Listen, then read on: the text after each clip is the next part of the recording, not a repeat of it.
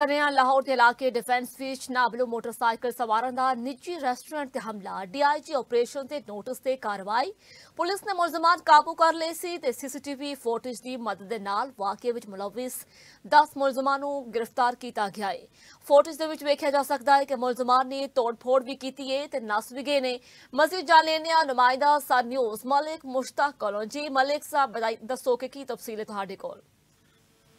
जी बिल्कुल डिफेंस सी ਦੇ ਵਿੱਚ ਨਾਮਾਲੂਮ ਮੋਟਰਸਾਈਕਲ ਸਵਾਰਾਂ ਨੇ ਨਿੱਜੀ ਰੈਸਟੋਰੈਂਟ ਦੇ ਉੱਤੇ ਹਮਲਾ ਕੀਤਾ ਸੀ, ਜਿਹਦੇ ਬਾਅਦ ਡੀਏਜੀ ਆਪਰੇਸ਼ਨ ਲਾਹੌਰ ਨੇ ਇਸ ਵਾਕਿਆ ਦਾ ਨੋਟਿਸ ਲੈ ਕੇ ਤੇ ਪੁਲਿਸ ਨੂੰ ਐਸਪੀ ਕੈਂਟ ਕਾਜ਼ੀ ਅਲੀ ਰਜ਼ਾ ਸਾਹਿਬ ਨੂੰ ਇਹ ਟਾਸਕ ਦਿੱਤਾ ਕਿ ਜਲਦ ਤੋਂ ਜਲਦ ਇਹਨਾਂ ਮੁਲਜ਼ਮਾਂ ਨੂੰ ਗ੍ਰਿਫਤਾਰ ਕੀਤਾ ਜਾਏ। ਕਿਉਂਕਿ ਸੀਸੀਟੀਵੀ ਫੁਟੇਜ ਮੌਜੂਦ ਸੀ, ਉਹਦੇ ਵਿੱਚ ਵੇਖਣ ਦੇ ਬਾਅਦ ਚੰਦ ਹੀ ਘੰਟਿਆਂ ਤੋਂ ਬਾਅਦ ਥਾਣਾ ਡਿਫੈਂਸ ਸੀ ਨੇ 10 ਮੁਲਜ਼ਮਾਂ ਨੂੰ ਗ੍ਰਿਫਤਾਰ ਕਰ ਲਿਆ ਤੇ ਇਹਨਾਂ ਕੋਲੋਂ 6 मोटरसाइकिल भी बरामद कर ली ਜਿਹੜੀਆਂ सीसीटीवी च नजर आ रही सी।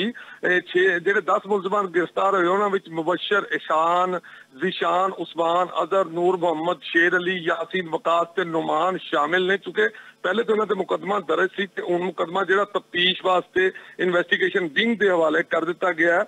अच्छी कार्रवाई के उत्ते एसएस डिफेंस सी मोहम्मद रजा ते ओदी टीम नूं डीआईजी साहब वालों शाबाश दी गई और कहा गया कि आवाम की जानो माल की हिफाजत करना पुलिस की अव्वल तरजीह है। तो कोई भी इहो जिहे वाकिया दे विच मुलव्वस कोई भी बंदा होएगा उन्होंने इस तरह जल्द तो जल्द पुलिस गिरफ्तार भी करेगी तो उन्होंने करार वाकिया सजा भी दी जाएगी। जी ठीक है मलिक मुश्ताक, बहुत शुक्रिया तुसीं अपडेट किया।